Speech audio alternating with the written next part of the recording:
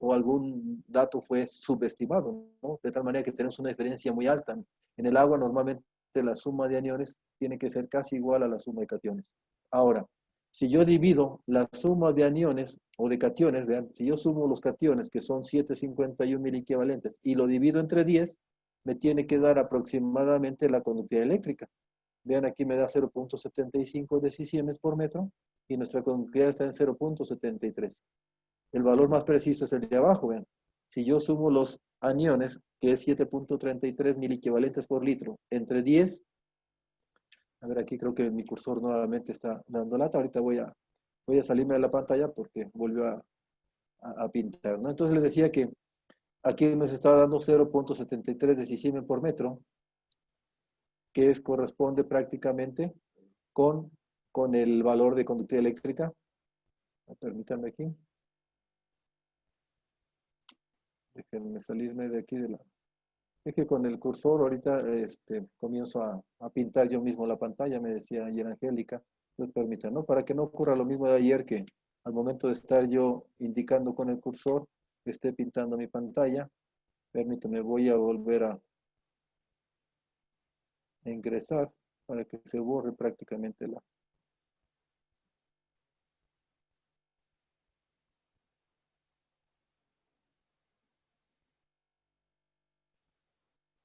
Bien, entonces les decía que son varios los tips que tenemos que considerar para ver si el análisis de agua está correctamente hecho. Ya dijimos que la suma de aniones es aproximadamente igual a la suma de cationes, expresados en miliequivalentes por litro. Y si dividimos los miliequivalentes por litro, ya sea de cationes, entre los 10 o los aniones sobre 10, nos tiene que dar la conductividad eléctrica. Entonces, de tal manera, ustedes están viendo ahí en la pantalla que nuestra conductividad eléctrica es igual a 0.73, ¿ya? Coincide más con el valor de abajo. Y otro tip es que si tenemos una cantidad alta o arriba de un miliequivalente por litro, ¿verdad?, de bicarbonatos, esto me indica que mis aguas pues llegan a tener un pH arriba de 6. Vean, por ejemplo, aquí tenemos 5.31 miliequivalentes de bicarbonatos y el agua está pues cerca de 8. Pues vean, quien nos genera la alcalinidad en el agua, pues son los bicarbonatos. Entonces, de ahí que les decía a ustedes, ¿verdad?, que ustedes pueden calcular o estimar si el análisis fue correctamente elaborado o no. Entonces, vean, decíamos nuevamente que si yo, ¿verdad?, sumo aniones y cationes, me tiene que dar lo mismo. Uno y otro, ¿verdad?, me tiene que dar aproximadamente la misma cantidad o la misma concentración. Si lo dividimos entre 10 nos da la conductividad eléctrica. Y si tenemos una cantidad alta de bicarbonato, lo más seguro es que tengamos pHs alcalinos en el agua, o sea, tengamos alcalinidad. Bien, vamos a empezar a ver por qué implicaciones tienen cada uno de estos parámetros. El pH. Ya ven que en la agricultura, como en cualquier sistema, eh, en la industria, ¿verdad?, también se habla mucho de los pHs, que no es otra cosa más que el potencial hidrógeno. Entonces, que si ustedes ven la fórmula, dice pH es igual al logaritmo negativo de la concentración de iones hidrógeno. Quiere decir que si yo tengo 10 a la menos 5, 10 a la menos 5 gramos por litro de hidrógenos en un medio, ¿verdad? Si yo le saco el logaritmo negativo a 10 a la menos 5, pues me da un pH de 5. Entonces, mientras más hidrógenos tengamos en un medio, pues más ácido será el ambiente, ¿no? Entonces, vean, pero en términos agrícolas, ¿qué implicaciones tiene el pH? Pues resulta que en suelos minerales, no orgánicos, ¿no?, sino minerales, ahí ustedes están viendo el diagrama de Trouk, esta persona que lo propuso, ¿verdad?, por eso lleva su nombre, el diagrama de Trouk, y nos dice que si el pH es ácido, estoy hablando de un suelo es ácido cuando tiene pH abajo de 5.5. Pues cuando el pH está abajo de 5.5, decíamos que comienza a solubilizarse el aluminio. Si es un suelo moderadamente ácido, va a predominar el hidrógeno. Si son fuertemente ácidos, se solubiliza tanto el aluminio que predomina el aluminio más 3. Este genera toxicidad en las plantas. ¿Cómo se genera esa toxicidad? Inhibiendo la división celular en las raíces. Entonces, por eso las raíces en suelos ácidos donde no se encala, normalmente las raíces son más pequeñas, ¿verdad?, y no crecen porque pues se está alterando la división celular. Yo les decía que por eso es muy importante mantener un pH óptimo. ¿Para qué? Para que los nutrientes no se precipiten, decimos, ¿no? No se generen precipitaciones. Por ejemplo, ustedes están viendo ahí en la figura, que pH abajo de 5.5, vean cómo esa línea comienza, sobre todo los macronutrientes, cómo esa línea comienza a hacerse más aguda. Eso significa que ahí la disponibilidad nutrimental es baja.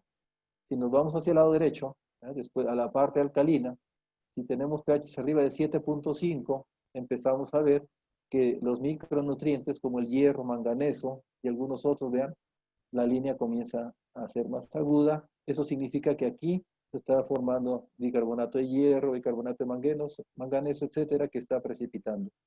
E incluso el fósforo, vean, en pHs de 8 hasta 8.5, la disponibilidad del fósforo es muy baja. Entonces, por eso siempre estamos considerando, ¿verdad?, tener un pH entre 5 y 5 como ideal para la mayoría de los cultivos. Nos podemos ir de 5 hasta 7 incluso, ¿no? Que pueden tolerarlo muy bien. A excepción del arándano, por ejemplo, que normalmente manejamos pHs ácidos, pero al rato voy a tocar este tema. A veces abusamos del pH. ¿Por qué también siempre estamos considerando que el pH tiene que ser ácido? Es simplemente para darle mantenimiento al sistema de riego. Vean, por ejemplo, si yo tengo cierto nivel de calcio en el agua y también de bicarbonatos, estos con el tiempo pueden formar, o carbonatos, ¿verdad? Y bicarbonatos pueden formar un sarro. Ese sarro que a veces se forma en las regaderas, en los baños, finalmente no es otra cosa más que bicarbonatos de calcio o carbonatos de calcio, bicarbonato de magnesio. Entonces son sales que precipitan y tapan ya sea las regaderas, en el caso de nosotros, pues los goteros, los emisores. Y también hay zonas donde el pH es alcalino, por ejemplo, en las costas a veces llegamos a tener sistema de riego, por ejemplo, esto lo podemos ver allá para Huatulco, en la costa michoacana, donde las aguas son alcalinas, pero como se tienen yacimientos de hierro, manganeso, ¿verdad? Algunos, cuando allá en Michoacán pues está la siderúrgica, pues vean, teniendo altas concentraciones de hierro en el agua y manganeso y un pH alcalino, pues también puede precipitar, ¿no? Como bicarbonato de hierro, bicarbonato de manganeso, y eso ¿qué va a generar? Pues obturación de los goteros. Por eso, normalmente en fertirriego decimos que debemos usar ácidos. Claro, cuando las aguas son alcalinas. Si el pH del agua es ácido, tenemos que usar ¿qué? Bases. Hidróxido de potasio, hidróxido de amonio. Entonces, vean, es lo contrario. Una base es lo contrario a un ácido. De tal manera que vean, ustedes están viendo aquí una curva de titulación del agua. ¿Cómo se hace esta curva de titulación? Se toma 1 litro de agua y ustedes con una jeringa toman el ácido que vayan a utilizar y están midiendo el pH. Entonces, cada que colocan 1 mililitro de ácido, ya sea diluido o concentrado, pues ustedes pueden estar midiendo qué pH les da en este litro de agua que tomaron. Después se traza una línea horizontal al pH objetivo que ustedes quieren, en este caso de 6, y ya saben, por ejemplo aquí, un ácido diluido, el ácido sulfúrico, normalmente lo diluimos como al 10%. Entonces vean, no es bueno trabajar con ácido concentrado. Entonces les decía que el ácido diluido, por ejemplo, aquí se ve que esta agua, por la cantidad de bicarbonatos que tenía, bajó el pH a 6 cuando se aplicaron 4 mililitros por cada litro. Eso les ayuda a ustedes a estimar más o menos la cantidad de ácido que ustedes gastarían para pues, cierto volumen de agua, ¿no? Dicho de otra manera, aquí son 4 mililitros por litro, eso indicaría 4 litros por metro cúbico, ¿no? Ya estimando la cantidad de agua que van a inyectar. Después, vean, también pueden incorporar ácido fosfórico e incluso ácido nítrico. Para este caso, vean, cualquier ácido que utilicen les va a ayudar. Ustedes están viendo ahí que finalmente el causante de tener pHs alcalinos son los bicarbonatos. Ustedes están viendo aquí esta sal. Los bicarbonatos, lo que hacemos es transformarlos en un gas, CO2. Por eso muchos de ustedes han visto que cuando le ponen ácido a un suelo que es muy alcalino, hay una efervescencia, ¿no? Como si fuera un Alka-Seltzer. Eso significa que ese sarro, esa sal se está convirtiendo en un gas. Entonces vean que independientemente del ácido que utilicen, la reacción es la misma. Bicarbonatos con ácido te da agua, CO2 y sulfatos, que es alimento para la planta y microorganismos. En los bicarbonatos con ácido fosfórico te da lo mismo, solamente que como resultante tenemos fosfatos, que también es alimento para las plantas y microorganismos. Y finalmente, pues el ácido nítrico, vean, nos da lo mismo, solamente que tenemos nitratos. Recuerden, los ácidos son para bajar pHs, para, para dar mantenimiento al sistema de riego. Yo he visto que muchos quieren utilizar el ácido nítrico como fertilizante, pues no, ¿verdad? Pero para eso existen los nitratos. El ácido nítrico, finalmente las cantidades que aplicamos para bajar el pH del agua, a veces son tan bajas que no es suficiente para alimentar una planta, ¿no? Entonces los ácidos son para mantenimiento del sistema de riego, para bajar el pH y claro, también para adicionar nutrientes, pero en cantidades bajas. Yo, por ejemplo, si se fijan, el ácido fosfórico lo utilizo en trasplante y floración para aquellos cultivos. ¿Por qué al trasplante? Porque me interesa promover raíces. Y el fósforo, como ustedes saben, pues es un elemento que nos da energía y en esa etapa el gasto energético de las plantas es muy fuerte. Entonces, si ustedes quieren complementar un poco más o adicionar un poco más de fósforo, además de la fórmula que están utilizando al trasplante, pues pueden adicionar ácido fosfórico. Y regresan después al sulfúrico. El sulfúrico es el ácido que más usamos. ¿Por qué? Porque ya vieron ustedes que es el que gastamos menos y es el más barato. El fosfórico, en algunos países no tienen acceso al sulfúrico, tienen acceso a otros ácidos, por eso ustedes van a encontrar que el ácido sulfúrico prácticamente no lo usan, sino el fosfórico nítrico. ¿Qué más? En la etapa de floración también hay una demanda alta de fósforo, también ahí podíamos utilizar ácido fosfórico, ¿no? ¿Qué dijimos? Una semana, 10 días, y regresamos nuevamente al sulfúrico. Pero vean, finalmente los ácidos son para bajar el pH y dar mantenimiento al sistema de riego. ¿Cuándo es la única ocasión que no van a utilizar ni sulfúrico ni fosfórico? Cuando sus aguas sean duras, vamos a ver más adelante. Cuando las aguas tienen mucho calcio, ¿ya? Más de 10 equivalentes, ya no es recomendable usar ácido sulfúrico ni fosfórico porque puede precipitar como sulfato de calcio o como fosfato de calcio. Y eso sí les va a obturar, ¿qué? Los emisores. O incluso decíamos el día de ayer, ¿no? Nos puede generar, ¿qué? Un sarro que se va generando durante los años y finalmente termina por compactar los suelos y a eso le llamamos, ¿qué? Compactación química. ¿Cuánto y cómo aplico el ácido? Va a depender mucho de su sistema de riego. Por ejemplo, ahí están viendo ustedes, bueno, y de la cantidad de bicarbonatos que tenga su agua, porque normalmente nosotros eliminamos tantos bicarbonatos para dejar un bicarbonato en el agua. ¿Por qué nunca eliminamos el 100% de los bicarbonatos del agua? Porque sabemos que los bicarbonatos nos generan esa capacidad de amortiguamiento. Entonces, si nosotros elimináramos por completo los bicarbonatos, posiblemente el pH se nos cayera hasta 2, ¿no? Hasta 1. Por eso, normalmente dejamos un miliequivalente de bicarbonatos en el agua. Eso nos garantiza un pH entre 5,5 hasta 6,5, por ejemplo. En el caso de arándanos, normalmente dejamos 0,5 miliequivalentes de bicarbonatos en el agua. Eso nos garantizaría un pH cercano a 5. Entonces, vean, que va a depender de varios factores como cuánto y cómo aplico el ácido. Vean, por ejemplo, ustedes pueden colocar aquí, si van a utilizar una bombita, que ustedes pueden estar dosificando manualmente, pues ustedes pueden colocar aquí, colocan la mitad de agua, después pueden colocar unos 2, 3 litros de ácido sulfúrico, por ejemplo, y después lo llevan si fuera de 100 litros, ¿no? El tanque. Si es de 200, pues pueden poner de 4 a 6 litros de ácido sulfúrico. Llegan a la mitad y colocan el ácido y después ya completan. Nunca apliquen primero el ácido, después el agua, porque esto va a explotar, ¿no? Se proyecta, decimos. Entonces, primero la mitad de agua, el ácido, y después completamos con ácido. Después ya lo inyectamos. Lo importante finalmente es esto, ¿no? Que en el gotero, en el emisor, esté saliendo el pH que nosotros deseamos. Y que tiene que ser entre ¿cuánto? Entre 5,5 y 6,5. Por eso, muchas veces con la misma bombita, ¿verdad? Si está saliendo el pH arriba de 7, pues inyecto, ¿verdad? Yo puedo inyectar más, ¿no? Incluso tiene una liebre. Entonces le subo hacia la liebre y me empieza a inyectar más ácido diluido. Si veo que el pH está abajo de 5,5, pues le bajo la aceleración a mi bombita y el pH lo ajusto. Y va a depender, les digo, en el caso del tipo de ácido que van a utilizar. Por ejemplo, aquí yo les doy como una recomendación.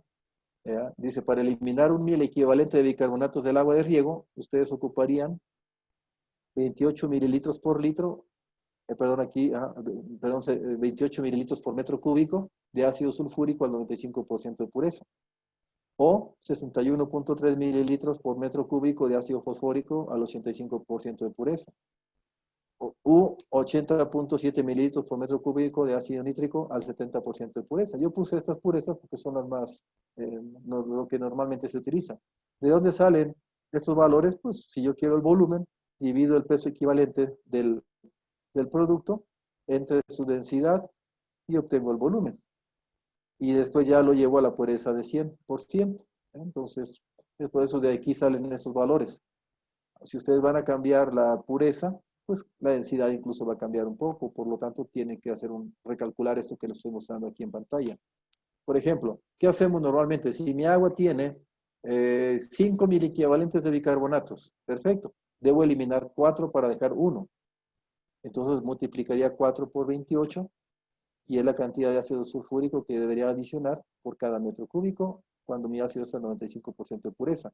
Pero que mi agua tiene 2 miliequivalentes de bicarbonatos, perfecto, voy a eliminar 1. Vean, siempre estoy dejando un miliequivalente en el agua, siempre, para su capacidad de amortiguamiento, dijimos, no se pierda. Entonces, si voy a eliminar un miliequivalente de bicarbonatos porque mi agua tiene 2, pues utilizaría 28 mililitros de ácido sulfúrico al 95% de pureza por cada metro cúbico de agua que inyecta. Entonces, es una manera muy sencilla de, si ustedes tienen el análisis de agua, saben qué cantidad de bicarbonatos van a eliminar para dejar siempre uno, siempre uno. En el caso de los arándanos, pues dejamos normalmente 0.5, ¿no? Porque nos manejamos en pH más ácidos.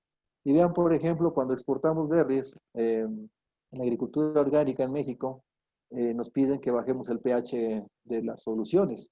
En este caso, por eso en la agricultura orgánica, sobre todo en berries, nos utilizamos mucho los quemadores de azufre.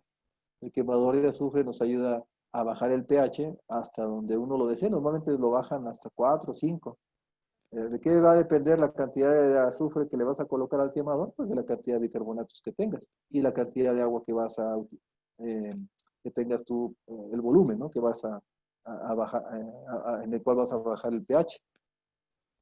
Cuando utilizamos sistemas de inyección automatizados, normalmente utilizamos una concentración al 10%, es decir, lo diluimos 10%, al 10%. Por ejemplo, si mi tanque es de 1000 litros, yo coloco la mitad de agua, después 100 litros de ácido sulfúrico y lo llevo a 1000 litros, o fosfórico, o nítrico, el que ustedes quieran, ¿no? Y ya después solamente le pido a la computadora, pues que me inyecte el pH que yo quiero, ¿no? Por ejemplo, aquí, pH requerido, 5.3. Entonces, automáticamente, la computadora lo que hace es, succiona con un Venturi la cantidad de ácido suficiente para ajustar el pH al que ustedes quieren inyectar, ¿no? Bien, después le decía que la cantidad depende mucho, sí, la cantidad de ácido que vas a inyectar, pues depende mucho de cómo vas a inyectar, y la calidad de tu agua. Bien, otro parámetro muy, muy importante en la nutrición de cultivos, pues es la conductividad eléctrica. La conductividad eléctrica, si se fijan, está muy relacionado con lo que le llamamos la salinidad cuantitativa, que normalmente es lo que nos asusta, ¿no? Decimos, no, es que este cultivo no tolera más de cierta conductividad eléctrica. Perfecto, hasta ahí todo bien. Entonces, cuando hablamos de eso, cuando hablamos de la cantidad total de sales, estamos hablando de la salinidad cuantitativa. Vean, y por eso aquí hay una relación. Sales totales expresadas en miligramos por litro es igual a conductividad eléctrica por 640. Esta fórmula la usamos mucho, por ejemplo, cuando queremos producir tomate cherry. Ven que tomate cherry normalmente nos piden grados Brix elevados. Entonces, por ejemplo, si tú quieres, y los puedes obtener aumentando la salinidad en la solución nutritiva. Por ejemplo, yo he visto que en algunos agrícolas suben la conductividad eléctrica hasta 9, por ejemplo. 2 de conductividad eléctrica es con nutrientes y el resto es con cloruro de sodio, con sal. ¿Cómo llevan a cabo ese procedimiento? Pues aquí está, vean. Si yo quiero subir la conductividad eléctrica, por ejemplo, con sales, ya les dije que 2 son de comida y serían 7 de cloruro de sodio, ¿verdad? Para llevarlo hasta 9 aproximadamente. ¿Qué hacemos entonces? Yo aquí coloco la conductividad eléctrica que yo quiero, que sería 7, ¿no? 2 de comida y 7 de cloruro de sodio para llevarlo a 9. Entonces aquí le pongo 7, lo multiplico por 640 y es la cantidad de miligramos que yo utilizaría de cloruro de sodio por cada litro de agua que yo inyectara al sistema. Por eso normalmente esto se maneja en fibra de coco para poder estar haciendo drenajes, etcétera, etcétera. Entonces vean, esa formulita también nos puede ayudar para ese tipo de cálculos. Aquí están viendo cómo se expresa la conductividad eléctrica en decisiemens por metro o milisiemens por centímetro, que es igual a ¿qué? A 1000 microsiemens por centímetro, porque ustedes han visto que algunos laboratorios reportan el dato ya sea como decisiemens, como milisiemens por centímetro o microsiemens por centímetro. Son unidades diferentes, entonces chequen siempre. Lo que sí sabemos es que un decisiemens es igual a un milisiemens por metro, es igual a un milisiemens por centímetro. Si vean, si tiene esa mu, esa letra, mu que le llamamos, son microsiemens por centímetro. Entonces, el dato que aparezca lo tendría que dividir entre 1000 para obtener decisiemens por metro. Entonces, vean, porque es muy importante la salinidad cuantitativa. Sobre esto ha trabajado mucho algunos americanos, Hoffman, Maas, etcétera. Incluso en el manual de riego de aguas de la FAO viene mucho este tipo de trabajos donde estos investigadores eh, ubicaron más o menos la tolerancia de los cultivos a la salinidad. Y ellos, por ahí se generó una ecuación donde dicen hasta cuándo puede tolerar, o hasta cuánto pueden rendir los cultivos en función de la salinidad que tienen en un medio, en este caso en la solución del suelo, que es algo que vamos a hablar posteriormente. Entonces les decía, vean, aquí están viendo la conductividad eléctrica en la cual los cultivos no sufren un estrés por salinidad. Es decir, esa presión osmótica que generan las sales en el agua, ¿verdad? Mientras se incrementa la salinidad, es decir, aumenta la conductividad eléctrica. Pero al aumentar la conductividad eléctrica en la solución, ¿verdad? O en el agua de riego, en este caso, vean, hay una disminución del rendimiento ya del 10%. En el caso del maíz, si aumentamos a 3.8 la conductividad eléctrica en el suelo, ¿verdad? O el agua trae una conductividad eléctrica de 3.8, vean, se estimaría un 25% de mermas en rendimiento. 5.9 la conductividad eléctrica, hasta un 50% en mermas. Arriba de 10 se supone que ya el maíz se muere, con exceso, se seca. Entonces, ¿qué significa esto? Pues que al aumentar la salinidad, la planta gasta más energía para tomar el agua del suelo. Por lo tanto, esa energía metabólica que la planta podría utilizar para otros procesos fisiológicos, los está gastando para no morirse de sed. Por lo tanto, ¿ya? Mientras más alta sea la conductividad eléctrica, normalmente bajan los rendimientos. Sin embargo, hemos visto, como les decía, en cultivos como jitomate, incluso las berries, ¿no? Si ustedes producen berries en condiciones salinas, van a ver que salen bastante dulces. Eso es normal. Y de igual que el tomate cherry, decíamos, al aumentar la conductividad eléctrica, perdemos rendimiento, pero ganamos en sabor, ¿no? Hay mayor concentración de azúcares. Digo, pues hay un estrés hídrico finalmente, ¿no? Por eso ya, cuando la planta empieza a marchitarse por exceso de sales, le llamamos sequía fisiológica. Entonces, no es porque no tenga agua la planta, sino que puede tener un exceso de tantas sales que lo que está sucediendo es que la planta se está desgastando, no puede tomar agua porque la presión externa es mayor que la interna. Y entonces, en vez de entrar el agua, se sale. Entonces, ustedes están viendo aquí la conductividad eléctrica umbral.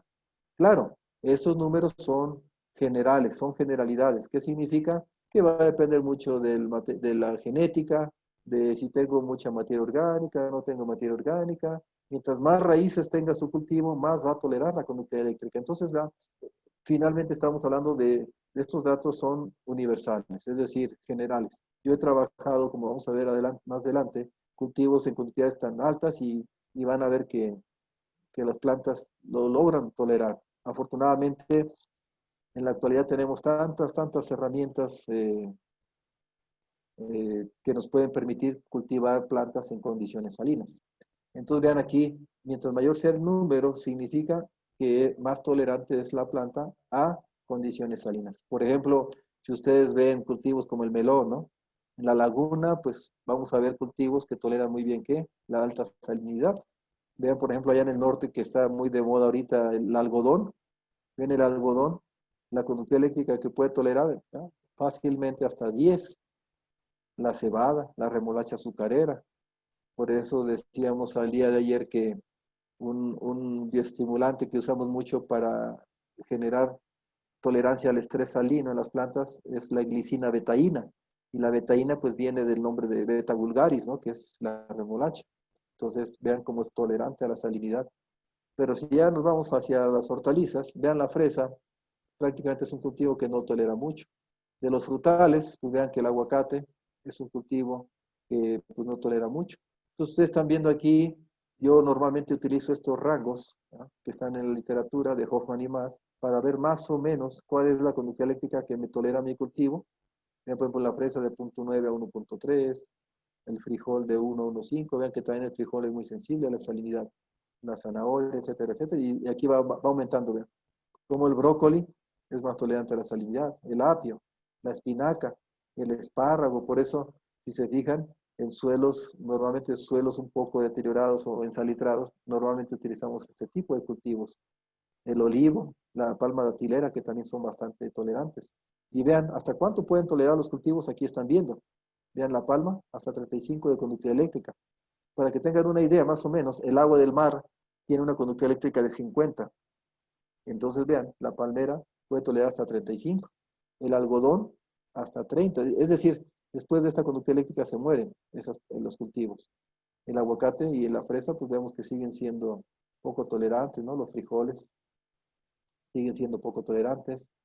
Vean, la alfalfa es bastante tolerante. Por eso, vean, en el norte donde tenemos aguas salinas, donde producimos cultivos salinos, perdón, cultivos, tanto por clima como por condiciones de salinidad, si secan bien los cultivos, pues son los que normalmente se cultivan en esas zonas, ¿no? De alta salinidad.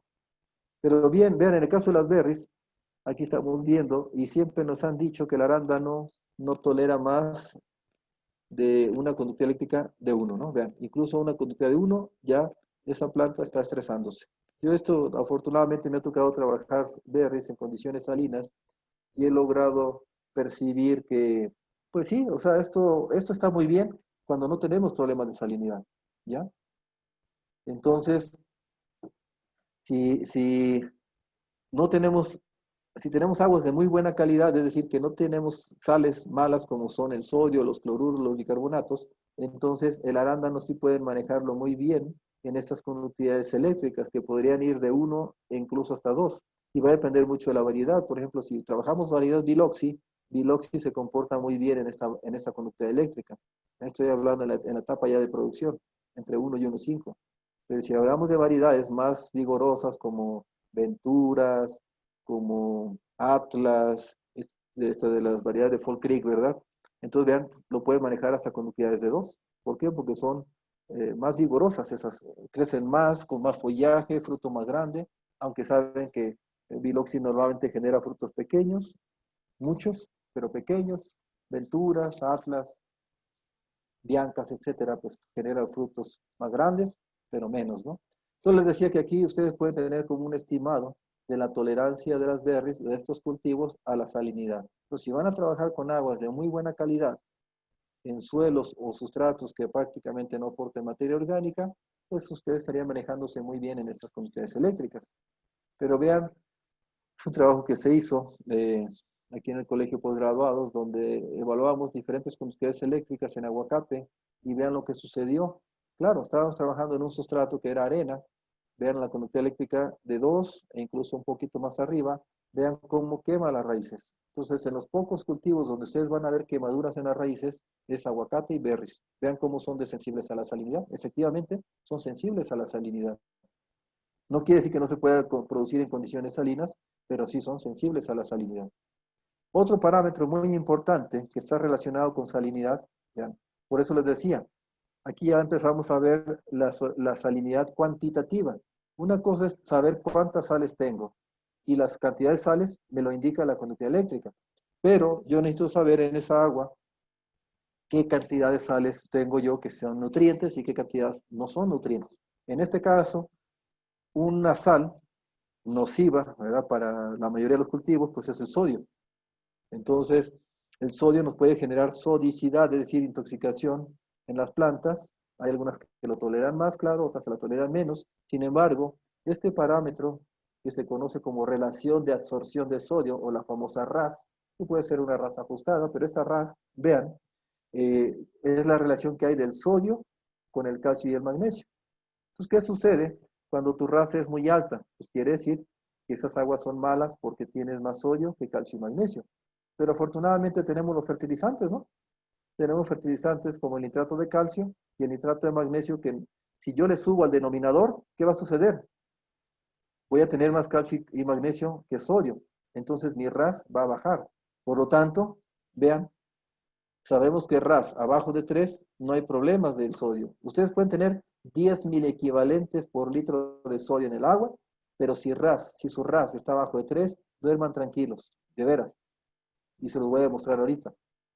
Con el cultivo más sensible, como el arándano, ¿no? Si el arándano decimos que es el cultivo más sensible a la salinidad, van a ver qué pasa cuando tenemos aguas salinas, pero la RAS está abajo de 3. Entonces vean, la RAS está abajo de 3, quiere decir que entonces tu agua trae más calcio, ¿no? Trae más calcio que magnesio, y magnesio que sodio. Por eso, ¿qué sucede? Que normalmente si el predomina en la solución, en la parte, en el bulbo de humedad, predomina el calcio y el magnesio, el sodio es un ion más pequeño que el calcio y el magnesio, y además su valencia es +1. Por eso ahí trabajamos mucho la estrategia química. ¿Qué hacemos? Incrementamos calcio, magnesio y desplazamos al sodio. Lo sacamos de la zona de raíces. Por eso nunca vemos toxicidad del sodio. Cuando tenemos la raza abajo de 3, aún con 10.000 equivalentes por litro de sodio, que es mucho. Entonces, vean, la RAS de 3 a 9, ahí ya empezamos a tener problemas. Cuando ustedes vean una RAS entre 3 y 9, ¿qué significa? Que a su programa de fertirriego tienen que empezar a aumentarle al calcio y al magnesio. Que se va a desbalancear la fórmula, no importa. Se tiene que desbalancear.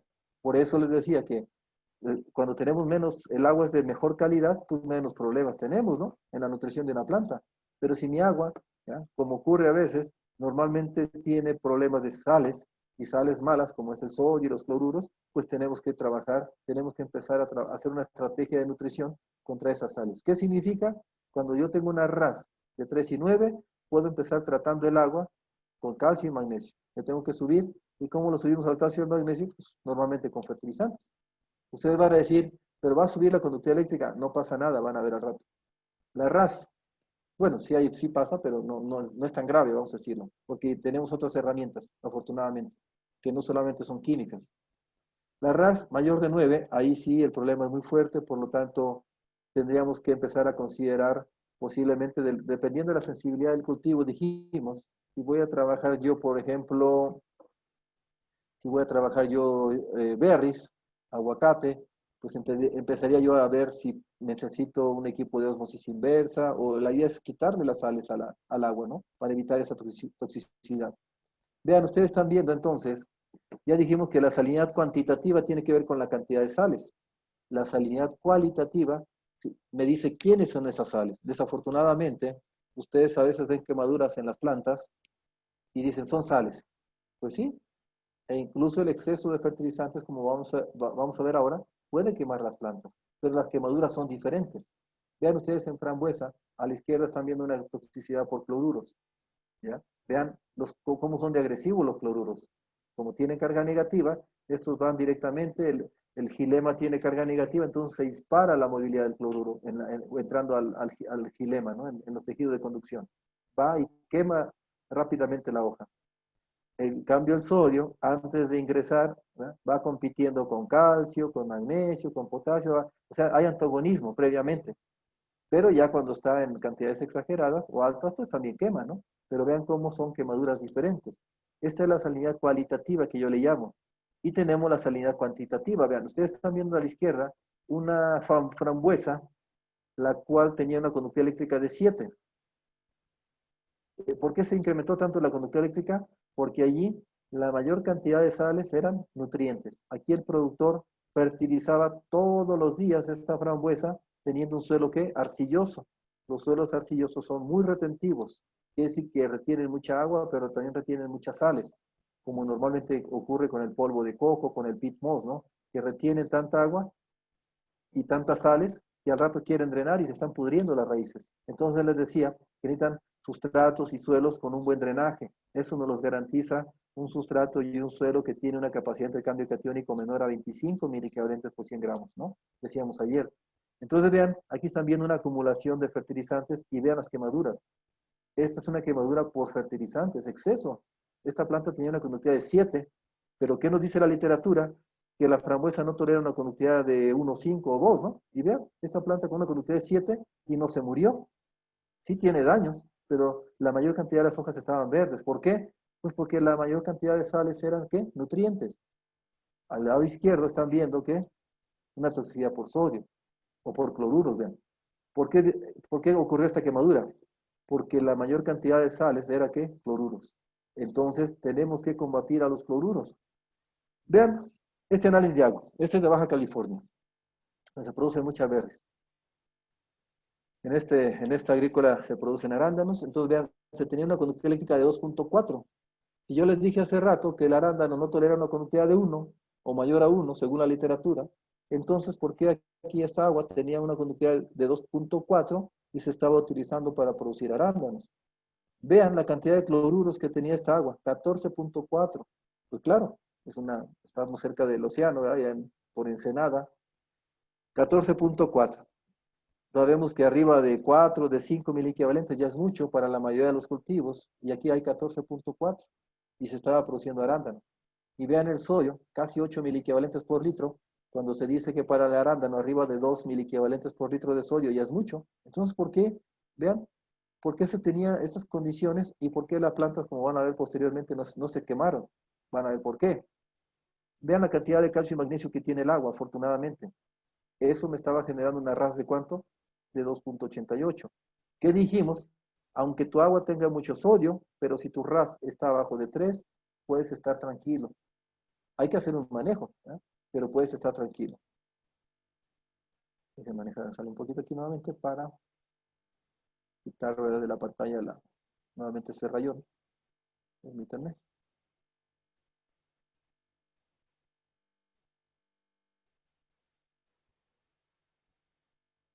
Déjenme quitarle aquí esa raya.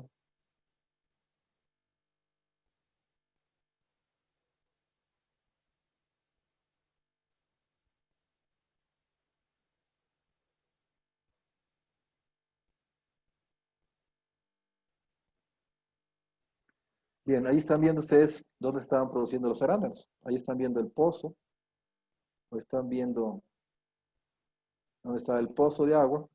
Que dijimos que el agua de mar tiene 50 de conductividad eléctrica. En Baja California, cuando hacen un pozo próximo al mar o al océano, normalmente la conductividad eléctrica en el agua está en 20 decisimen por metro. Entonces tienen que utilizar equipos de osmosis inversa para bajar pues, la cantidad de sales. Pero normalmente tienen que hacer mezclas, porque si no saldría muy caro. Saldría muy caro utilizar pura agua de osmosis inversa. Por eso la calidad del agua normalmente allá es mejor que la del mar o la de pozo, porque viene con osmosis inversa, pero siempre trae presencia de cloruro de sodio. Entonces les decía, vean, se trabajaron en diferentes variedades y vean la relación de absorción de sodio. Porque ahorita les voy a mostrar fotos. Siempre se manejaron abajo de 3 la relación. Vean, el agua tenía tanto sodio. Vean, el agua tenía, ¿cuánto dijimos? 8 miliquilentes por litro de sodio. ¿Qué ventaja tienen allá en el norte? Que tienen suelos, ¿qué? Arenosos. Como tienen suelos arenosos, eso que nos permite tener buenos drenajes. ¿Eh? Y si tenemos buenos drenajes, ¿eso qué significa? Pues que puedo hacer, aún teniendo aguas de mala calidad, ¿ya?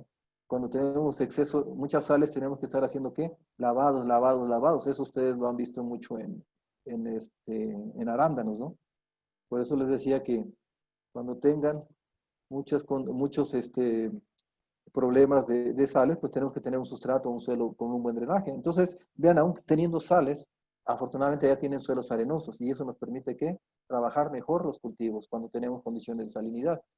Entonces, vean la RAS, ¿cómo se combate la RAS? Subiéndole al calcio y al magnesio, pero nunca se les olvide subirle también al potasio.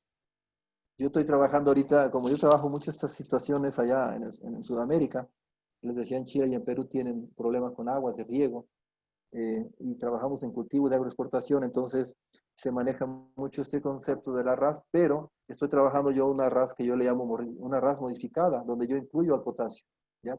Porque estamos viendo que la estrategia es buena, subir al calcio y al magnesio para contrarrestar sodio, pero siempre perdemos calidad en la uva, en los arándanos, en aguacate, en mandarino. ¿Por qué? Pues porque como le subimos tanto al calcio y al magnesio, el potasio siempre queda muy bajo.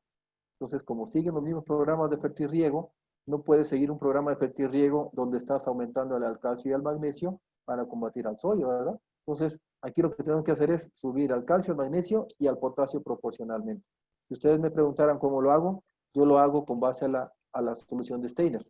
Es decir, para combatir un miliequivalente de sodio, yo aplico 0.45 miliequivalentes de calcio, 0.2 miliequivalentes de magnesio y 0.35 miliequivalentes de potasio. La suma de los tres me da un miliequivalente. Entonces vean, yo ya no combato a un miliequivalente de sodio solamente con calcio y magnesio, como dice la literatura, sino que también adiciono al potasio y mi relación óptima entre calcio, magnesio y potasio, la que yo manejo para todos los cultivos que mencioné, es la relación óptima que nos dice Steiner. Más adelante voy a abordar al respecto. La solución nutritiva universal de Steiner, ¿no? Entonces, vean, ustedes están viendo esos arándanos. ¿Por qué esas conductividades eléctricas tan altas? Y está en contra de todo lo que dice la literatura. Porque esos arándanos crecieron muy bien en condiciones de alta conductividad eléctrica. Si nos dice la literatura que no toleran más de 1. Entonces, nuestro rango, fíjense, nuestra meta era, por eso ahí está la línea amarilla. Nosotros queríamos tener una conductividad eléctrica entre 1.2 y 1.6 arándanos en producción. Y cuando medíamos en la solución del suelo, vean cómo la conductividad eléctrica se nos iba hasta esos valores que ustedes están viendo ahí. Entonces, ¿por qué no se mueren los arándanos con esas conductividades tan altas? Incluso tuvimos arándanos que crecían muy bien en conductividades eléctricas de 5. Entonces, ¿qué sucedió? Pues ya les dije qué sucedió. Voy a regresar al análisis de agua. Vean, ahí están viendo ustedes, ¿verdad? El alto nivel de cloruros. ¿Cómo se combaten los cloruros? Con nitratos. ¿Cómo se combate el sodio? Con calcio, magnesio y potasio. Por eso todas nuestras fuentes eran a base de ¿qué? De nitrato de potasio, nitrato de calcio y nitrato de magnesio. Y claro, podíamos meter sulfatos, pero vean, como el agua ya traía una buena cantidad de sulfatos, por eso todas nuestras fuentes fueron a base de nitratos. Y dice la literatura que al arándano no le gustan los nitratos. Yo siempre les digo en broma, al arándano no le gustan los nitratos, les encanta. Ahorita van a ver ustedes por qué. Si ustedes no tienen problemas de salinidad, hagan lo que dice la literatura. Si ustedes tienen problemas de salinidad, tienen que hacer cosas diferentes, como les estoy diciendo a lo que dice la literatura. Y eso aplica para aquellos que tienen arándanos en fibra de coco, ¿ya? En Fitmos, en la Allegro, mezcla holandesa, como le llaman. ¿Por qué? Porque no pasa ni medio año cuando ya tienen ensalitrado el sustrato. Y nadie me lo va a negar, porque me toca trabajar por todo el país y todos los que tienen fibra de coco y tienen sustrato como el Allegro, no pasa ni medio año cuando ya tienen conductividades eléctricas de 3, de 4, de 5 y que hacen drenajes de 30, 40, 50 y cuando las plantas tienen más de 3 años de edad que ya no caben las raíces en la maceta, drenan hasta el 80%. Entonces, ¿por qué? Porque seleccionaron mal un sustrato.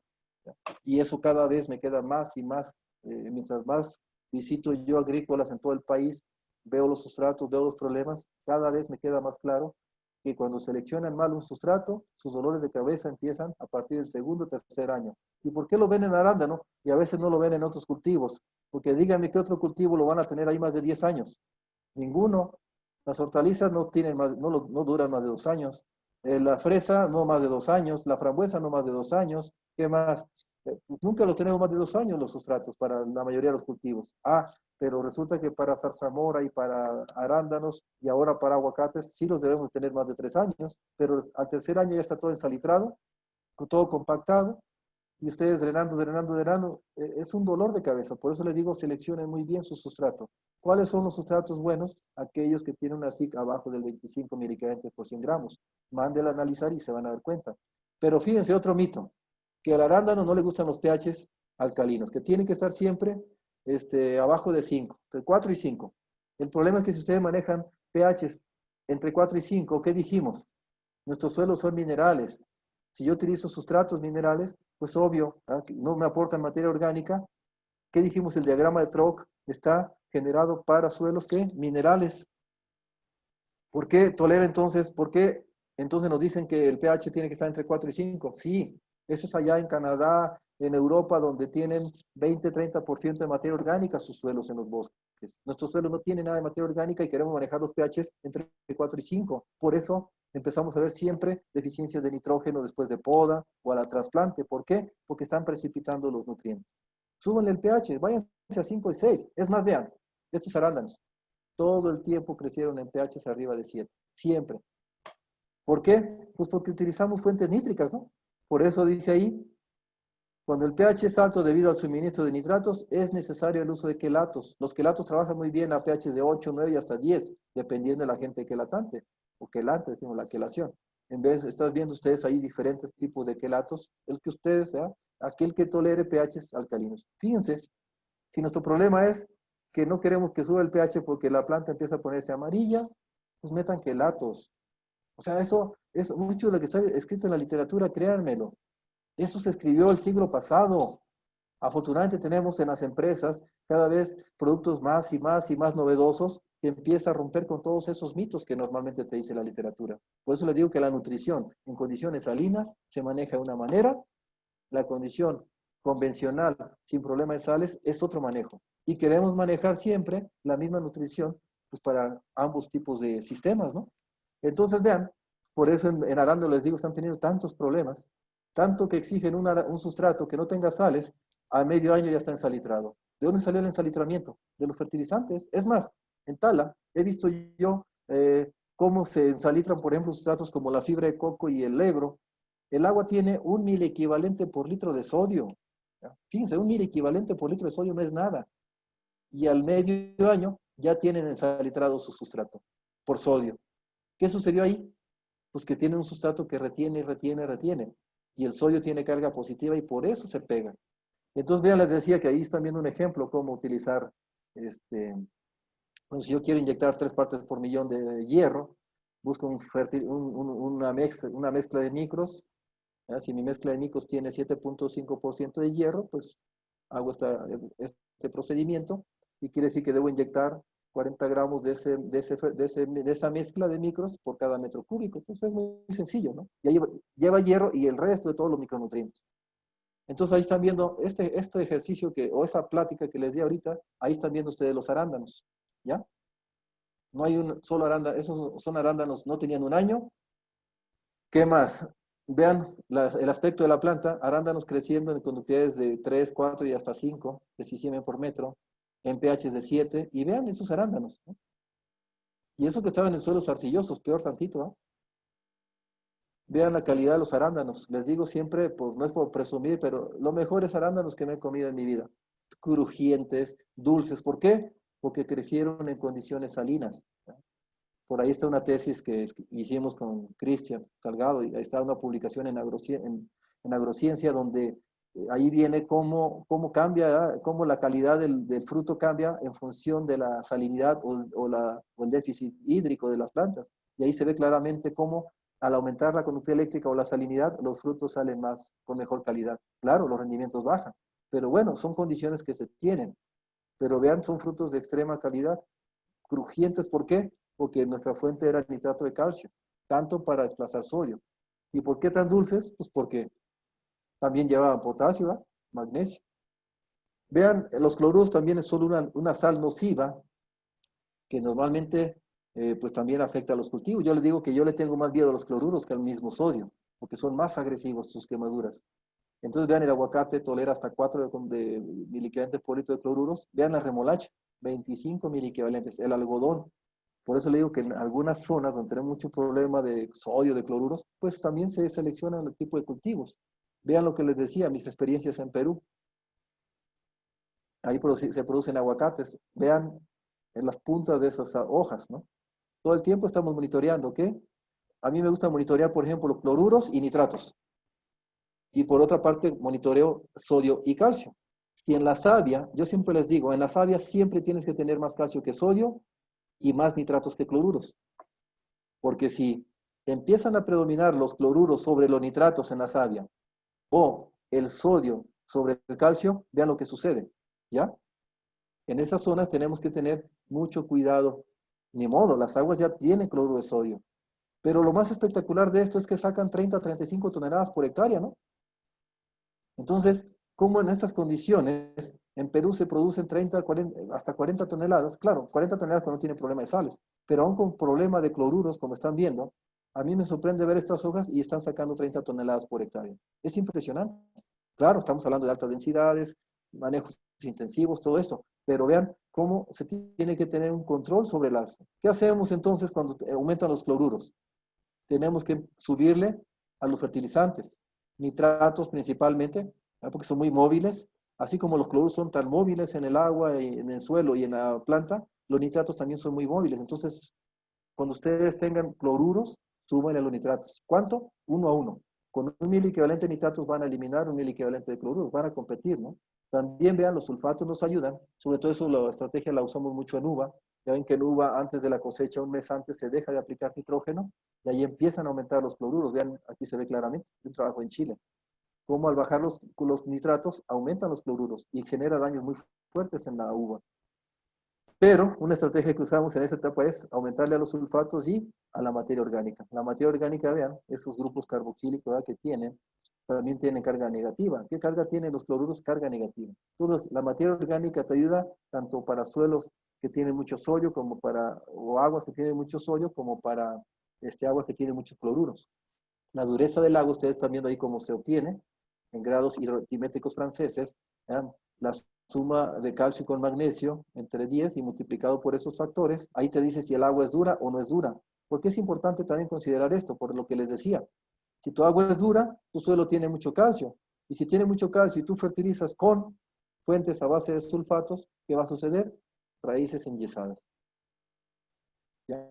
Por eso en esos casos, cuando tus aguas sean duras, tienes que utilizar ácido nítrico, dijimos, a razón de 80.7 mililitros por metro cúbico a 70% de pureza. Pero finalmente tienes que usar ácido nítrico, porque si no, vas a tener este tipo de detalles.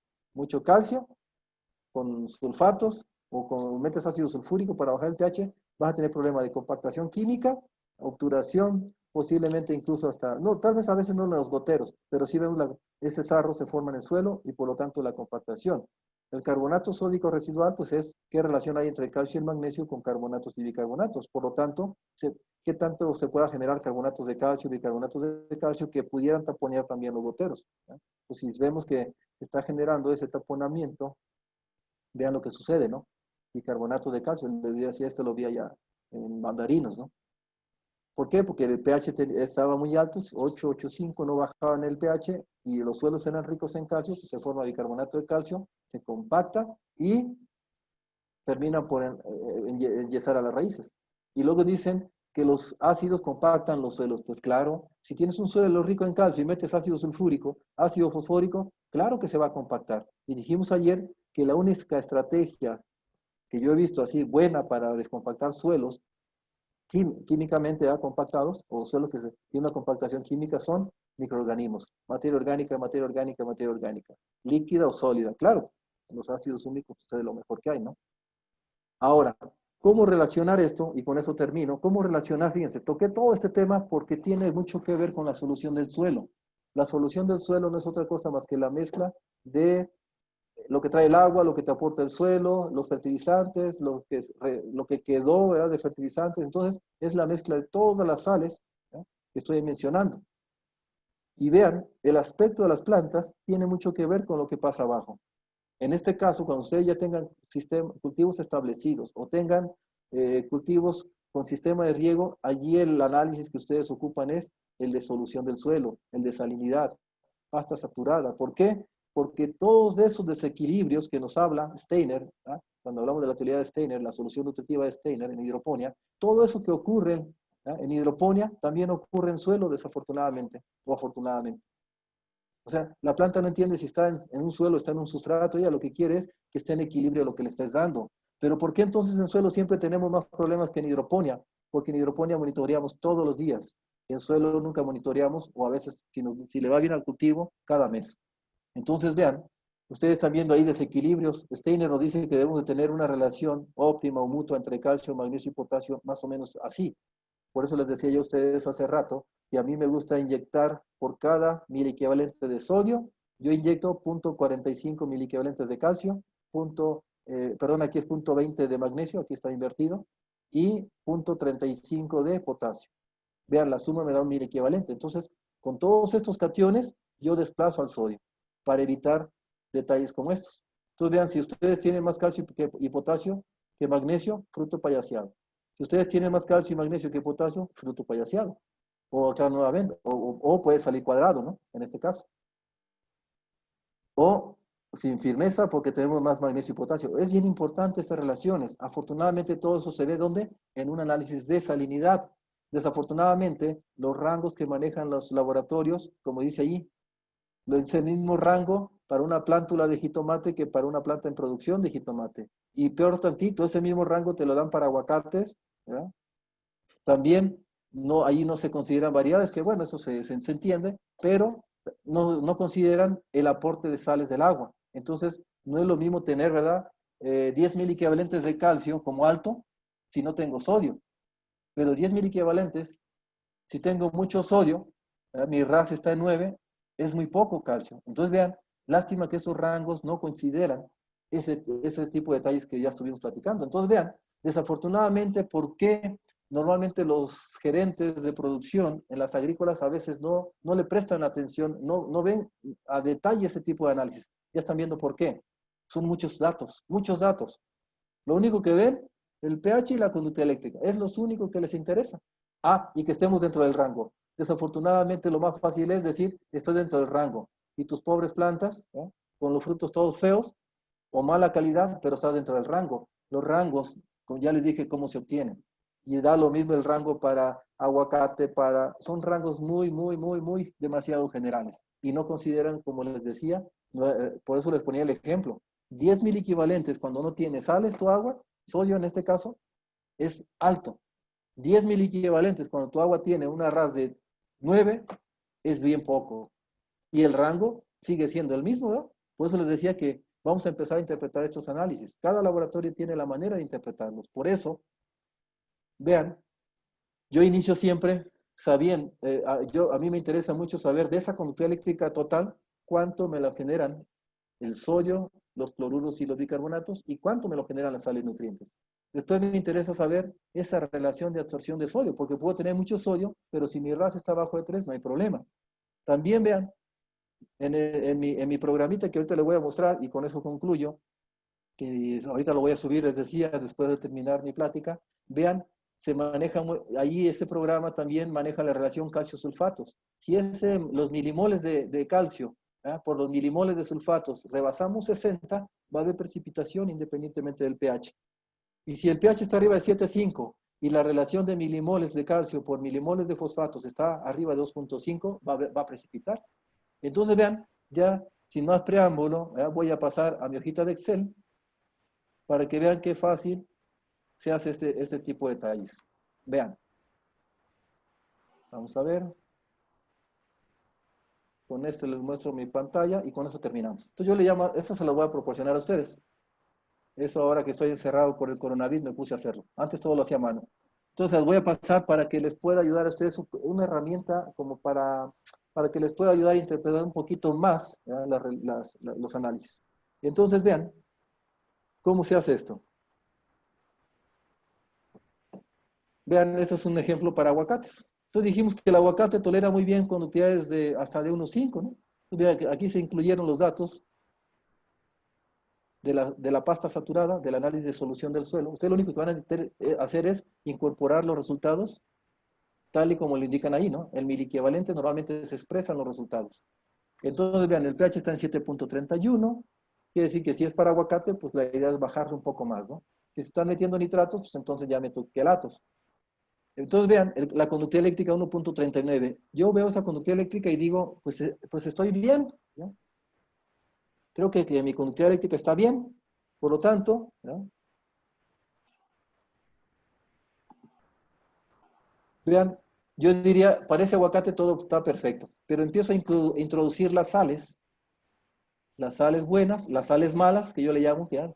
Por ejemplo, para mí las sales malas son los bicarbonatos y los cloruros. Ya, introduje los datos del análisis de aniones. Después introduzco los cationes e incluso el sodio, vean. Pero vean primeramente la conductividad eléctrica, es 1,4. Para un aguacate yo digo está perfecto. Entonces, pero ya cuando empiezo a analizar de esas sales buenas y sales malas, resulta, vean, aquí es una formulita muy sencilla. ¿Ya? ¿Cómo se obtiene ese punto 91? Yo sumo los milimoles de las sales malas, los multiplico por una constante que es 0.024 y obtengo presión osmótica. Y lo divido entre 0.36 y me da ¿qué? Conductividad eléctrica. Vean, las mismas fórmulas que usamos en la hidroponía, las utilizo yo en suelo y está dando excelentes resultados. Es lo mismo. La planta no entiende si está en un suelo arenoso, si está en África, si está en Perú, si está en México, ¿no? Lo que necesita es si eso que me estás dando, esa conductividad eléctrica total, cuánto es comida y cuánto es basura. Pero resulta, vean, ¿qué les dije hace rato? Yo veo perfecta esa conductividad eléctrica, pero resulta que al hacer ese ejercicio tengo más sales malas que buenas. Quiere decir, ¿cómo creen que estén los aguacates? Pues empieza a ver quemaduras, porque empiezan a predominar el cloruro de sodio. Quiere decir que yo tengo que aumentarle tanto para subir. Aquí me convendría tener una conductividad eléctrica ¿de cuánto? De 2, 2,5 y hasta 3. ¿Por qué? Porque si las sales malas me están dando una conductividad aproximadamente de 1, yo debería tener una conductividad eléctrica ¿de qué? De 2, de comida, para que puedan contrarrestar o pelearse, ¿verdad?, con esas sales malas. Por lo tanto, no se asusten si ven aguacates en conductividades de 3. ¿Por qué? Pues porque es comida. Y como les digo siempre, las penas con pan son menos, ¿no? Así le llamé a este método que están viendo. ¿Vas a tener una conductividad eléctrica alta? Sí, pero la mayor cantidad de sales son comida y la menor cantidad es basura. Ahí es donde vas a tener tú aguacates sin problema de sales. Pero si tú tienes este fenómeno, que estás teniendo una conductividad óptima, pero donde la mayor cantidad de sales son malas y las buenas son pocas, pues empiezas a ver quemaduras. La RAS. Vean, también este programa determina la RAS. Si la RAS está bajo de 3, dijimos que no hay problemas. Si la RAS empieza a estar entre 3 y 9, empezamos a aumentar ¿qué? Al calcio y al magnesio. ¿Qué es lo que hace este problema? Este programa. También vean, yo multiplico los milimoles de calcio por los milimoles de sulfato. Si estamos abajo de 60, perfecto. Aquí tenemos 3.5. Entonces quiere decir que yo puedo aumentarle todavía el calcio para contrarrestar ese problema, ese sodio que empieza a acumularse en el suelo, ¿no? Aquí me dice hasta cuánto puedo meter yo calcio o fuentes a base de sulfatos. Y los fosfatos, si no rebaso 2.5, la multiplicación de fosfatos con calcio, los milimoles, si no rebaso 2.5, como en este caso, estoy bien. Entonces quiere decir que aquí no habrá ¿qué? Dice aquí arriba, no precipitará, no habrá precipitaciones. Y por último, ¿qué es lo que hace el programa? Vean, para esta conductividad eléctrica de comida, para punto 48, me la relaciona con el equilibrio que según Steiner yo debo de tener en mi solución nutritiva. Aquí es solución del suelo. ¿Qué me está diciendo mi programa? Que tengo problemas con nitratos, fosfatos y potasio. ¿Qué es lo que yo haría allí? Yo tendría que aumentar la conductividad eléctrica con nitrato de potasio y fosfato monopotásico. Y con eso yo puedo aumentar, ¿qué dijimos? Bueno, nitrato de calcio, dijimos, o nitrato de potasio, y con eso tú aumentas la conductividad eléctrica, pero son sales que buenas. Y por último, pues también me maneja las relaciones, ¿ya? Nitratos potasio, calcio magnesio, calcio potasio, calcio potasio magnesio, que son relaciones óptimas, ¿no? O las que más usamos. Entonces vean que aquí yo tengo, el óptimo sería 1.7, si yo tengo si tengo menos nitratos que potasio, me dice que tengo una relación baja. Aquí óptima le pongo porque pues redondeando aquí es 2, redondeando aquí es 2, ¿no? Entonces no quiera que estén todo el tiempo así exactamente, ¿no? Va a ser difícil. Vean, calcio, potasio, tengo más calcio que potasio, por eso eso me indica que tengo que subir al potasio. Potasio, magnesio, baja, significa que tengo más magnesio que potasio. Entonces vean, ¿qué sucede cuando queremos contrarrestar el problema ¿qué les decía hace rato? Cuando queremos solucionar el problema del sodio, le aumentamos al calcio y al magnesio. Por eso se fijan aquí en mi gráfica aparece calcio y magnesio alto. Pero, ¿qué sucede cuando aumentamos al calcio y al magnesio? Que también tendríamos que aumentarle proporcionalmente al potasio. Y aquí el potasio, por eso me lo indica en todos lados, me lo indica que está bajo. ¿Ya? Entonces, vean, son cosas así que esto se aprende pues con la práctica. Yo creo que esto que les acabo de platicar son cosas que yo manejo a diario, por eso a lo mejor lo explico así tan rápido. Pero ustedes cuando empiecen a trabajar, sobre todo cultivos en fetirriego, yo lo que primero que les recomiendo es que sepan de esa conductividad eléctrica total cuánto es basura y cuánto es comida. Si tienen más basura que comida, aumentenle, ¿ya? Aumentenle a los fertilizantes. Y ya. Bien, yo hasta aquí quiero terminar. Eh, Como decía, tenemos por ahí oportunidad para unas dos, tres preguntas. Yo lo comentaba ayer, Angélica, si me lo permite. Ella me va a enviar las preguntas e incluso algunos de ustedes hicieron favor de enviármelas por correo electrónico. Les decía, yo se las respondí. Y de igual manera, pues lo podemos hacer, ¿verdad? Y Sí, yo, por supuesto. entonces vamos a dejarle hasta aquí. Y no sé si hay por ahí una o dos preguntas, Pues hay bastantes para, preguntas. Si y sí, quiere yo las puedo, vamos leyendo en el orden como fueron apareciendo. perfecto. Ah, bueno, ¿qué es lo que recomienda para eliminar sales en los cultivos? Pues ya creo que toqué mucho este tema, ¿no? Yo creo que hay que ver primeramente qué sales son, porque muchas veces son sales buenas y lavamos y lo que estamos eliminando es comida y no basura. Por eso lo primero que tenemos que hacer es tener un análisis de salinidad para saber quiénes son esas sales, porque muchas veces, y afortunadamente, muchas veces el problema no son las sales malas, ¿no? Puede ser que se le pasó la mano de fertilización y lo que están haciendo ustedes es pues, pues sacar las sales buenas, ¿ya? Así es. Entonces tener cuidado Eh, con eso. Ujú. Bueno, aquí dice, ¿cuánto es recomendable aplicar ácido si mi agua tiene 6.000 equivalentes de bicarbonatos? Lo que dice ahí en lo que decía, ¿no? Por ejemplo, si tu agua tiene 6 miligramos de bicarbonatos, elimina 5. Ese 5 lo multiplicas por el valor que te puse ahí en la pantalla, dependiendo del ácido que vas a utilizar y es la cantidad de ácido que vas a ocupar, ¿no? Siempre dejar un miliequivalente de bicarbonato, siempre. Si tienes 7, eliminas 6. Si tienes 3, eliminas 2. Si tienes 5, elimina 4. Entonces, siempre es ese cálculo, ¿ya? ¿Cada cuándo es recomendable hacer un análisis de agua? Pues normalmente hacemos un análisis en temporada de lluvia, sino en temporadas secas, si tienes riego, ¿verdad? Y pues ya después, a veces lo hacemos cada 3 años, pero para cultivo de agroexportación, pues se sugiere uno cada año, ¿no? Uno por cada, así como dicen, por campaña, ¿no? Por temporada. Si no, pues Eh, puedes hacer dijimos una temporada de lluvia y una temporada de secas, y cada 3 años, normalmente. Y si no, pues cada año, como no los exigen, ¿no? Finalmente para exportar. eh, ¿Hay alguna otra manera de bajar bicarbonatos en la agricultura orgánica? Bicarbonatos, pues bueno, se tienen ácidos orgánicos, ¿ya? Se puede utilizar ácido cítrico, hay bastante, ¿no? Este, y como les decía, si no es con quemador de azufre, se hace con ácidos orgánicos. Afortunadamente, como se mete mucho producto orgánico, tiene esa capacidad, como metemos mucha materia orgánica, tenemos esa capacidad de amortiguamiento, ¿no? Eso también nos ayuda mucho.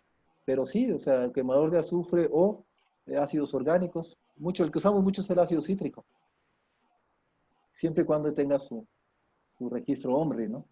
O algún registro orgánico. Ok, ¿qué función tiene acondicionar el pH del agua del riego si al momento de decaer al suelo ese pH se vuelve a modificar por la presencia de bicarbonatos y carbonatos en el suelo? Así es, así es, nunca le van a ganar al pH, ¿no? Si estás metiendo nitratos, el pH siempre va a ser alcalino, siempre.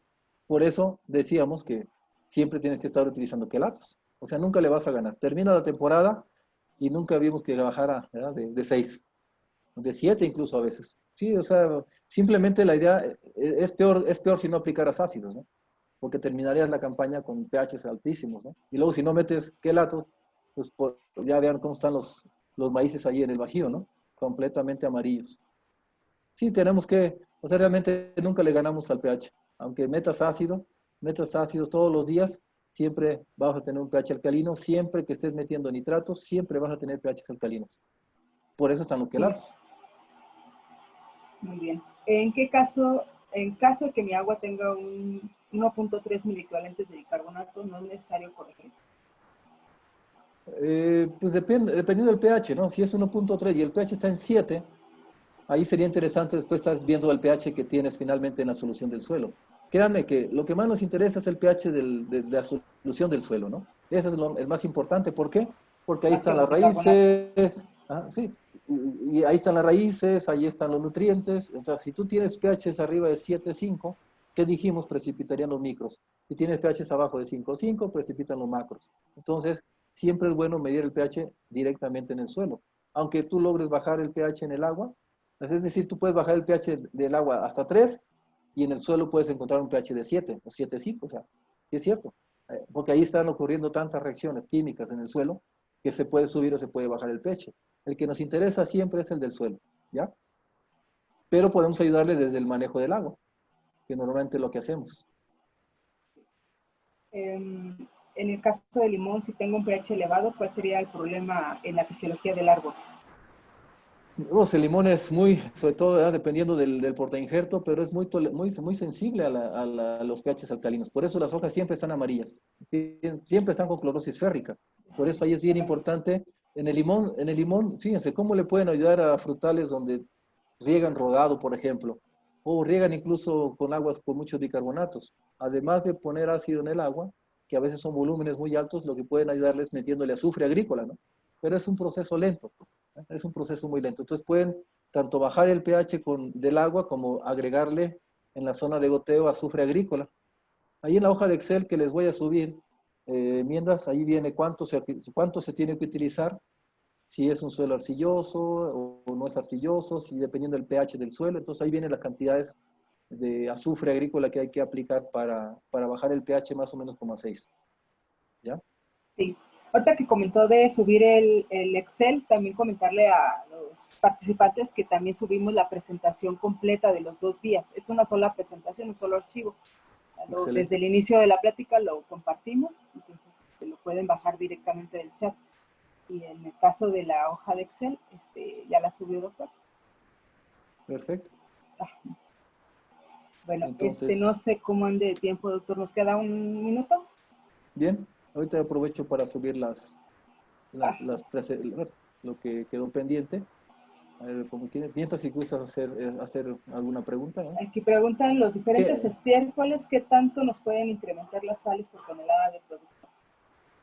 Hay que checar ahí, ¿no? El estiércol dependiendo. Yo he visto estiércoles que prácticamente no tienen sodio, pero hay estiércoles de vaca que si le dan de comer cloruro de sodio a las vaquitas, pues es normal de que tenga mucho sodio. Sí, ahí sería interesante, ¿no? Ver más o menos qué porcentaje o cuántas partes por millón, ¿verdad?, tienes de sodio o porcentaje, y si vas a agregar 1 tonelada, pues ahí lo sacas pues, ¿qué significan partes por millón? Pues miligramos por kilo, ¿no? Entonces, si tienes tantas partes por millón y vas a adicionar 1 tonelada, pues si en 1 kilo es tanto, en 1,000 kilos, ¿cuánto sería, no? Sí, pero digo, yo creo que tiene más beneficios, ¿no?, que perjuicios el uso de las enmiendas orgánicas, ¿ya? ¿Cuál es el rango adecuado de conductividad eléctrica para banano? Para banano normalmente manejamos entre 1 y 2.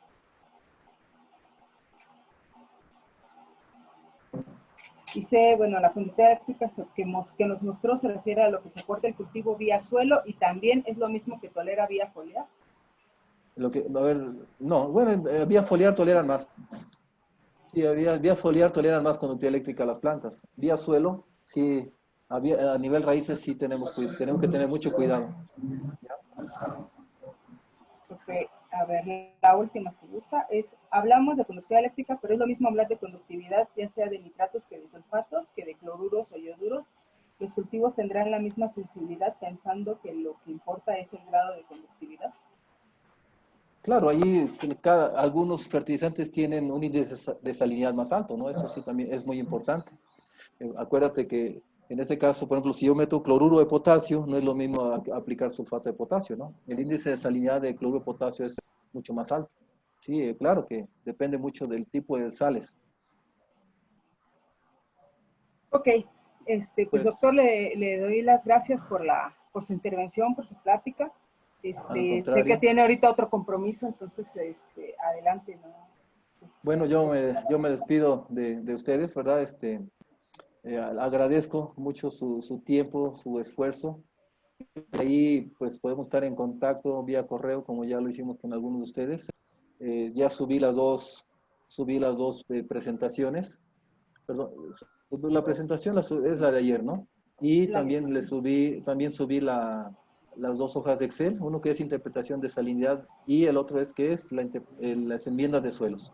De todos, cualquier cosa ahí en la presentación vienen mis datos, ¿verdad? Mi correo electrónico, mi número de celular, el WhatsApp, y con gusto estaría al pendiente de sus preguntas y pues gracias, ¿verdad? Yo les agradezco muchísimo su No, tiempo y el al contrario, esfuerzo. doctor. Yo creo que Y está haciendo, como se lo comenté en la mañana, está haciendo un gran regalo a nosotros, a Jefa y a la comunidad, al presentar su trabajo, su esfuerzo con experiencias propias, ¿no? Se enriquece mucho el conocimiento y nos da mucha confianza también para hacer cualquier consulta y obviamente seguirlo contratando para más chamba. no, pues yo, si me invitan a otras charlas, así como más puntuales, con gusto, ¿verdad? Claro. Yo le decía el día de ayer que pues 3 horas es para hablar de todo este tipo de conceptos. Es maratónico, pero bueno, traté de hacer el esfuerzo y espero les haya gustado mi participación. Y Así gracias es. nuevamente, ¿verdad? Y nos vemos Adelante, pronto. doctor. Gracias, ¿no? Pues yo me desconecto. Muchas gracias.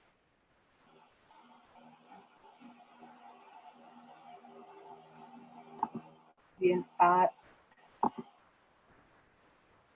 Bien, como les comentaba, nada más 10 minutos más, si nos permiten, vamos a hacer una pequeña presentación de la marca Haifa, de lo que nosotros estamos manejando, cuál es nuestro portafolio muy brevemente. Obviamente, si ustedes tienen dudas ya específicas, siempre tenemos un correo abierto con el cual les podemos dar seguimiento y tenemos un equipo comercial que nos está apoyando y a través de distribuidores también tenemos un equipo técnico. Adelante, Juan Manuel, tienes tu presentación abierta.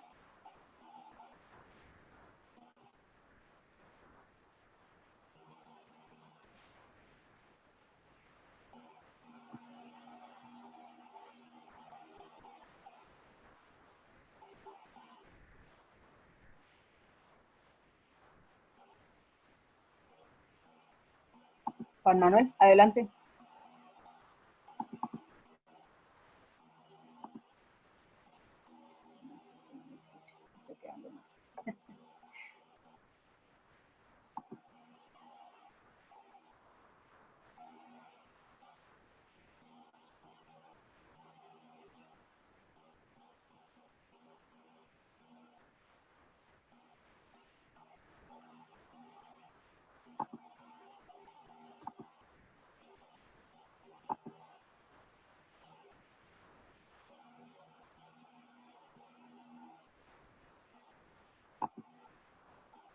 Bueno, mientras tanto les voy a pedir de la manera más atenta si en el chat nos colocan, nos hacen algunas sugerencias también sobre los temas o los cultivos que ustedes quieren que nosotros abordemos. Tenemos obviamente la colaboración del doctor Prometeo, pero también podemos tener la participación de expertos en Israel y en otros países que nos puedan compartir sus experiencias y la forma de hacer bien las cosas. No nada más en el tema de nutrición, sino temas que también se integran dentro de lo que es la producción de cultivos. No vamos a leer, le vamos a dar seguimiento a todas las preguntas y solicitudes que nos hicieron vía chat, pero pues ahorita por el tiempo y por la cantidad de gente no nos va a dar tiempo, ¿no? de contestarlas todas.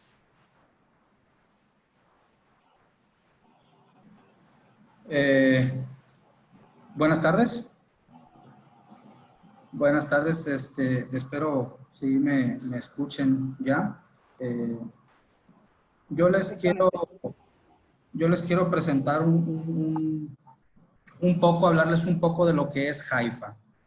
Sé que mucha gente que está conectada nos conoce, algunos quizás no tanto, entonces la intención es aquí hablar un poquito de lo que es Haifa, qué hacemos, qué es lo que producimos, cómo comercializamos y cuáles son nuestros orígenes, ¿no? Pues primeramente, Haifa es una empresa israelí, el corporativo está en base en Israel, fundada en 1966. Estamos hablando de una empresa pues ya más de 50 años, ¿no? Ya para 55 años. Somos en la agricultura, fuimos el primer proveedor a nivel mundial en producir el nitrato de potasio como fertilizante para la agricultura.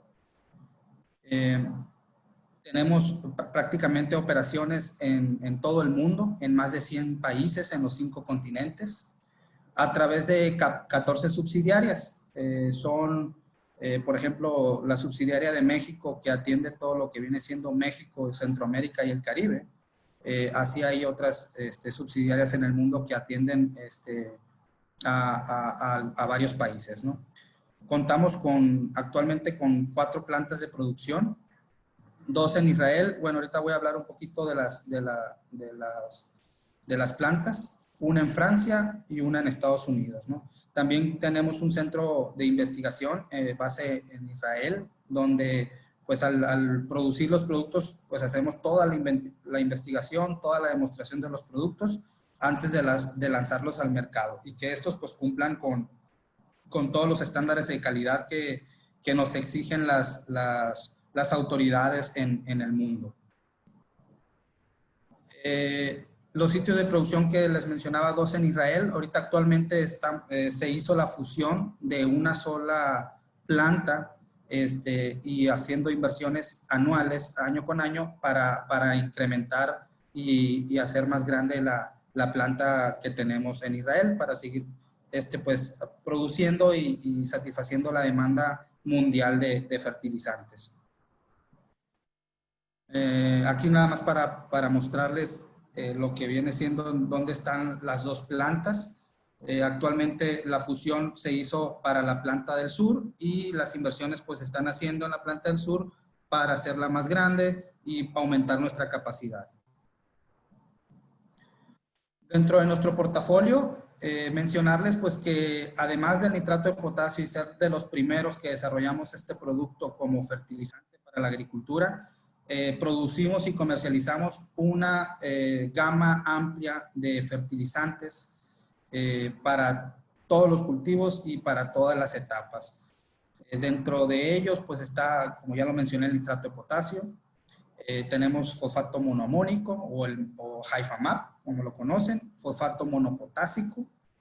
Tenemos nitratos de magnesio, tenemos nitratos de calcio en diferentes presentaciones de nitratos de calcio a diferentes concentraciones. Manejamos y producimos mezclas, las cuales le llamamos Polyfit. Muchos de ustedes deben de conocer ya la línea Polyfit, que son mezclas NPK más microelementos. Manejamos varias fórmulas aquí en México también para diferentes etapas. Tenemos fórmulas para etapas vegetativas, para etapas ya más de floración, cuajado de fruto, y fórmulas para fruto o para llenado de fruto, ¿no? Ya finalizadoras. Tenemos productos como ácidos, el ácido fosfórico, que ahorita nos hablaba mucho el doctor Prometeo sobre el uso de este tipo de ácidos. Contamos con ácido fosfórico al 85%.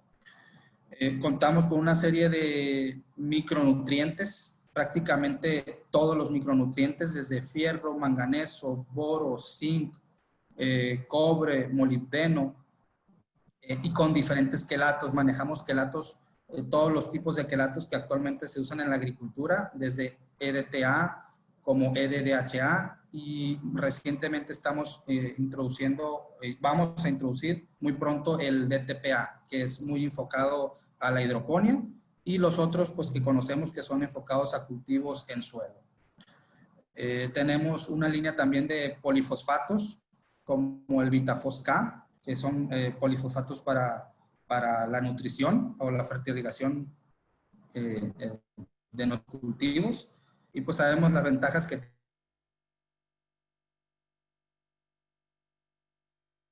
tiene un polifosfato contamos también con fertilizantes sistémicos como el Haifa Protect, que es aparte de ser fertilizante y nutrir la planta, pues también nos da nos provee que la planta incremente o active sus mecanismos de defensa como un inductor de resistencia. También tenemos una línea de fertilizantes de liberación controlada, o la línea multicote, como la llamamos, con diferentes fórmulas para diferentes cultivos. Y en esta línea, pues, lo que buscamos es darle al cultivo los nutrientes que necesita por un periodo de tiempo. ¿A qué me refiero a esto? Que si nosotros aplicamos uno de estos productos, tenemos productos de 2 meses, 4 meses, 6 meses, 8 meses, hasta más de 10 meses. ¿Qué decimos? Que cuando nosotros aplicamos un producto, por decir uno de 4 meses, nosotros le estamos dando los nutrientes que necesita ese cultivo para ese periodo de tiempo, y lo cual nos lleva a ahorros logísticos, porque nosotros en una sola aplicación estamos dándole a la planta lo que está ocupando en ese tiempo. Y bueno, como comentaba, tenemos toda una línea de fertilizantes, desde las materias primas o productos convencionales hasta ya mezclas y complejos de liberación controlada. Pues Haifa siempre está en constante mejora en sus procesos de producción, siempre buscando las certificaciones que piden las regulaciones en el mundo, ¿no? Buscando también las mejoras en nuestros procesos, siempre ofrecer productos de calidad para que, pues, en realidad ustedes o los agricultores estén nutriendo a sus cultivos con, como decía el doctor, sales buenas que sean nutrientes, y a que nuestros productos estén libres de esas sales malas que mencionaba el doctor en su plática, como cloruros, como sodios, como metales pesados, que son elementos perjudiciales para la planta. Y pues siempre buscando soluciones a los problemas de la agricultura no actual. Sabemos que la agricultura está en constante evolución, y pues que cada año es una historia nueva. Entonces nosotros estamos en constante búsqueda de esas soluciones para ustedes, para el campo. Y por último, pues invitarlos a que nos sigan en nuestra página. Esta es la página de internet de Haifa. Los invito a que ustedes puedan ingresar a la página y buscar información. La verdad que tenemos una base de datos muy completa de muchos cultivos, de muchas formas de fertilizar esos cultivos que les puedan servir a ustedes. No solo invitarlos a la página de internet, sino también invitarlos a que sigan nuestras redes sociales. Estamos en Facebook, estamos en YouTube, estamos en LinkedIn, donde también estamos subiendo información constante. Estamos subiendo los seminarios que estamos impartiendo aquí a través de esta plataforma, y invitarlos a que nos dejen y nos escriban sobre qué temas les gustaría que nosotros ofreciéramos, ¿no? Sobre algún cultivo, sobre algún producto. Invitarlos a que nos dejen esos comentarios en cualquier red social que ustedes quieran, o a través de nuestros representantes. También tenemos por todas las zonas, tenemos representantes en Jalisco, Sinaloa, en Guanajuato, en Veracruz, acá en el norte, en Baja California. Acercarse por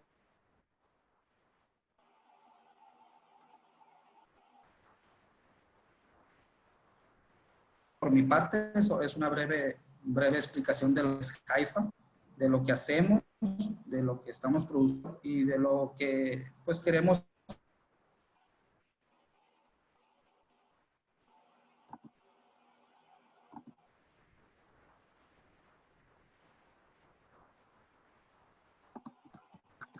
Tenemos, creo que, problemas con el audio. No sé si ustedes escuchan bien, para que confirmen.